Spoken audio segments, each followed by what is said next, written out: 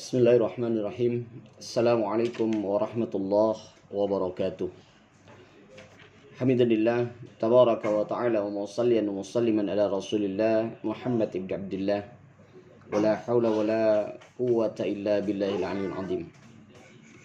Alhamdulillah, pada kesempatan kali ini kita bisa berjumpa kembali di dalam penjelasan tentang bagaimana kita bisa bermakrifah kepada Allah, bisa mendekat kepada Allah, menjadi insan yang kamil, insan yang sempurna, yang kemudian memang menjadi cita-cita setiap manusia.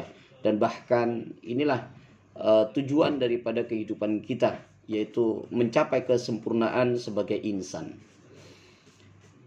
Pada kesempatan kali ini kita harus pahami tentang 3 hal dari perilaku seorang sufi, yang dimana mereka tak akan pernah lepas dari sebuah proses yang disebut dengan tahalli, tahalli dan tajalli.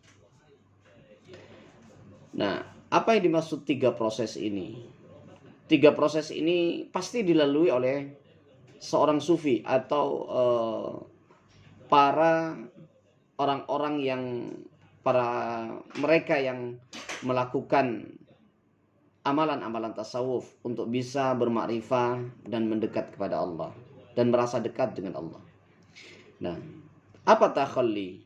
Takhalli adalah sebuah proses di mana seseorang melakukan pengosongan diri dari amalan-amalan yang jelek, dari amalan-amalan yang buruk.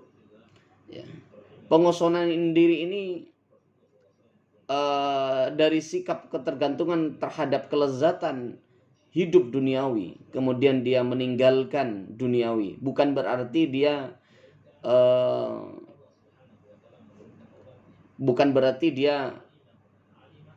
meninggal, bukan berarti dia tidak berada pada tataran dunia, tetapi dunia itu tidak masuk di dalam hatinya. Nah, ini yang harus dihilangkan pertama kali. Dia tidak hub kepada dunia. Dia tidak hubbud dunia.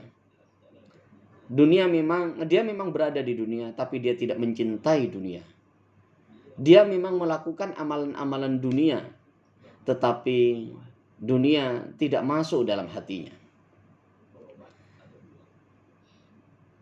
Nah, bagaimana kemudian melakukan pengosongan diri?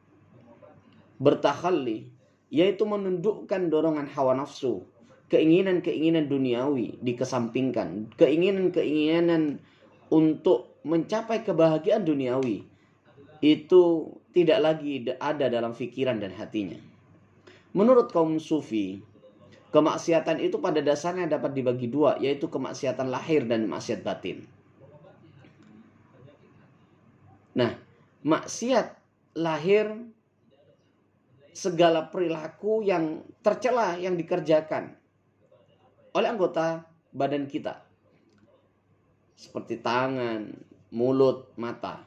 Sedangkan maksiat batin yaitu segala perilaku yang tercela yang diperbuat oleh anggota batin, yaitu hati dan pikiran kita. Yaitu salah satunya adalah keinginan-keinginan untuk menumpuk harta. Ya, keinginan-keinginan yang kemudian bisa merusak amalan-amalan ibadah kita. Ya. Nah, oleh karena itu takhalli di dalam proses mencapai kedekatan kepada Allah itu menjadi penting. Misalkan lagi keinginan untuk menjabat, ya, keinginan untuk menumpuk harta, keinginan untuk lebih populer dan segala macam. Ini adalah keinginan-keinginan yang kemudian bisa merusak amalan-amalan kita. Ini adalah perilaku-perilaku buruk yang tidak dilakukan oleh para sufi. Nah, pelaku maksiat batin tidak mudah menerima pancaran nur ilahi dan tersingkap tabir yang membatasi dirinya dengan Allah. Nah, oleh karena itu, bagaimana dan apa yang harus dilakukan? Pertama adalah menghayati segala amalan-amalan ibadah. Sehingga pelaksanaan tidak sekedar apa yang terlihat oleh physically kita, oleh mata kita, tetapi dia mampu memahami makna secara hakiki apa yang dia lakukan. Dan yang kedua yang harus dilakukan adalah riyadhah, yaitu mujahadah, berjuang, yakni berjuang dan berlatih membersihkan diri dari kekangan hawa nafsu dan mengendalikan serta tidak menuruti keinginan-keinginan hawa nafsu tersebut. Menurut Imam Al-Ghazali, riyadhah dan mujahadah itu adalah latihan dan kesungguhan dalam menyingkirkan keinginan hawa nafsu yang negatif dan menggantikannya dengan sifat-sifat yang positif. Selanjutnya adalah mencari waktu yang tepat, terutama bagaimana kita memanfaatkan waktu-waktu yang istijabah. Misalkan dia akan selalu berdoa ketika dia antara adzan dan iqamah. Pada saat sujud di sepertiga malam dia akan selalu bangun memohon kepada Allah, meminta kepada Allah. Bahkan memintanya itu adalah meminta untuk bagaimana dirinya bisa berubah, untuk lebih dekat dengan Allah. Kemudian melakukan muhasabah, yaitu introspeksi. Apa yang telah dilakukan pada hari ini. Begitu pula keesokan harinya dia introspeksi lagi apa yang telah dilakukan. Sebelum dia tidur dia melakukan introspeksi. Ada sebuah kisah yang cukup menarik di dalam proses takhalli seorang sahabat. Ada seorang sahabat yang dia melakukan bermuhasabah sebelum tidur, sampai kemudian menjadikan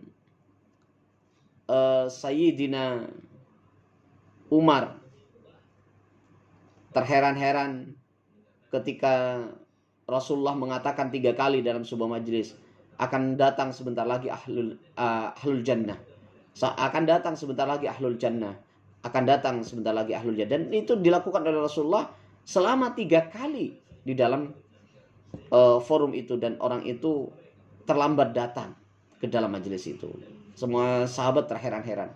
Kemudian salah satu sahabat Umar menyelidiki apa yang dilakukan oleh sahabat itu, sampai dia dikatakan oleh Rasulullah sebagai ahlul jannah. Dan ternyata setelah Umar melakukan penelitian amalan-amalan apa yang dilakukan orang itu, ternyata tidak ada amalan istimewa. Sama amalannya dengan para sahabat, sama amalannya dengan yang lain. Tapi ada sesuatu yang kemudian menjadikan Allah suka kepadanya, yaitu sebelum dia tidur dia selalu mengatakan kepada dirinya dan mengatakan juga kepada Allah, ya Allah, aku telah memaafkan orang yang telah berbuat salah kepadaku dalam 1 hari ini, dan aku pun memohon maaf kepadamu ya Allah. Terus itu lakukan secara istiqomah, dan ternyata itu yang menjadikan Allah suka dan senang kepadanya. Nah, ini adalah proses daripada takhalli.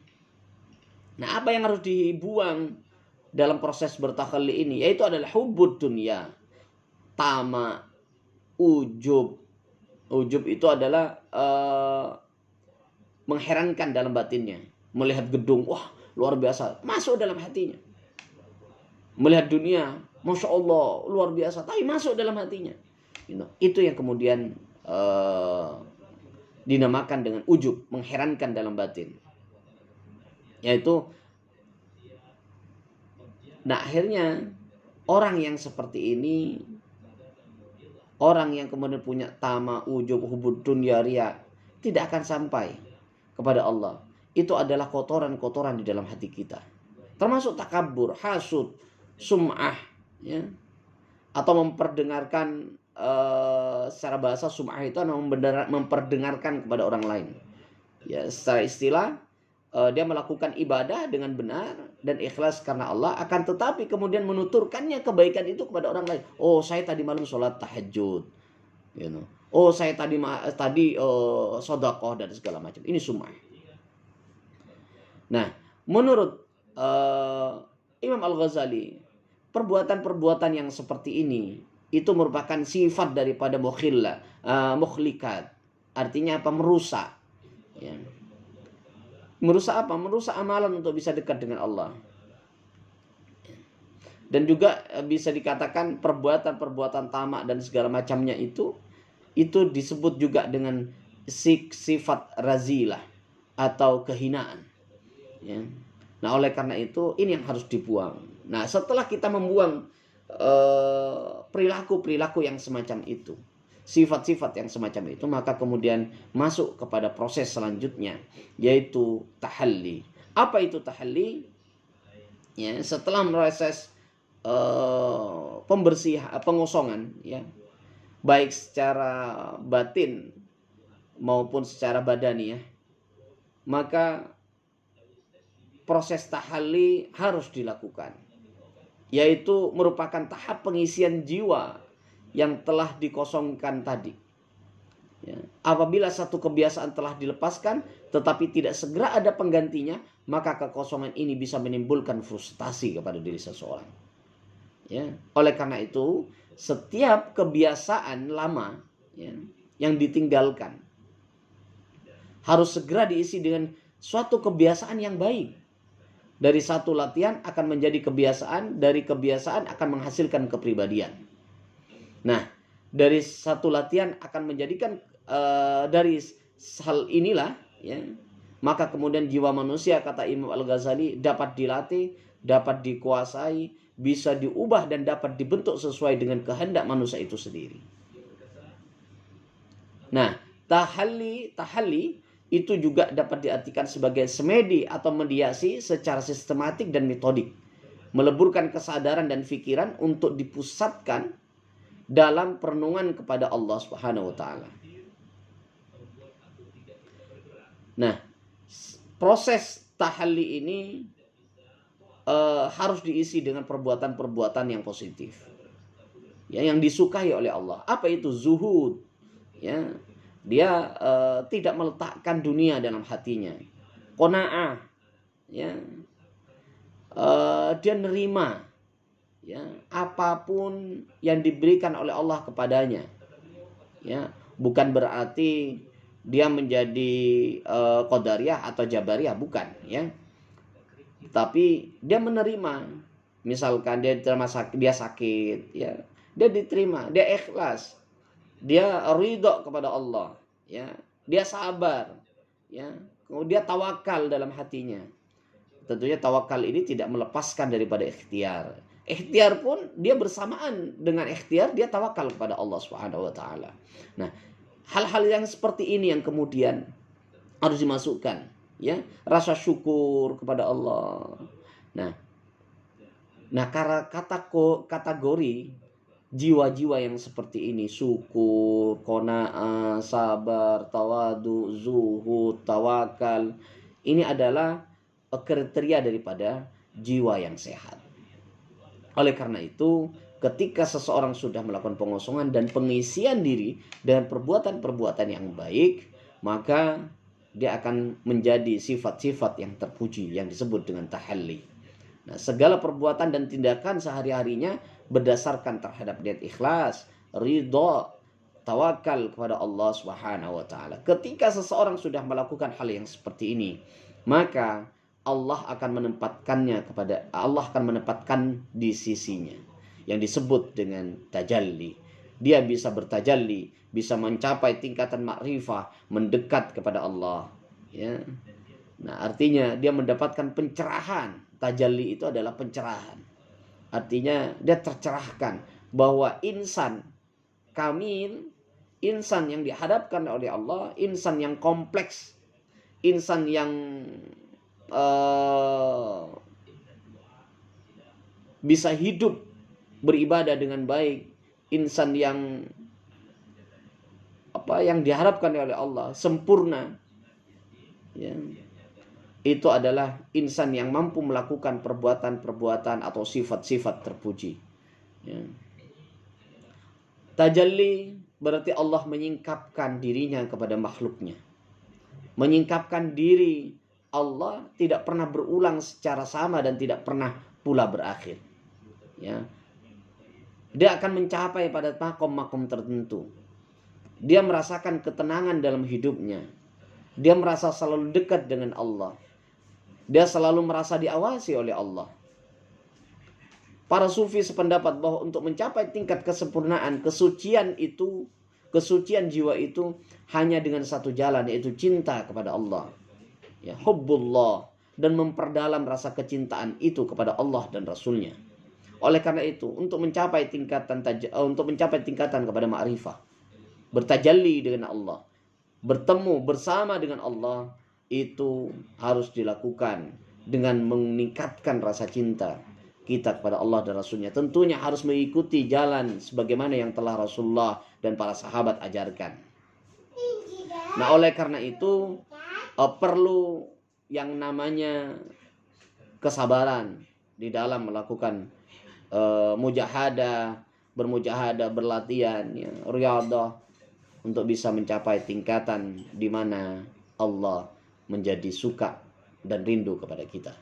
Insyaallah ini penjelasan tentang tahalli dan tajalli secara singkat. Insyaallah semoga Allah memberikan rahmat, hidayahnya untuk kita untuk bisa dekat dengan Allah. Semoga Allah memudahkan kita melaksanakan amalan-amalan yang baik, amalan-amalan yang kemudian Allah rindukan. Jazakumullah khairan.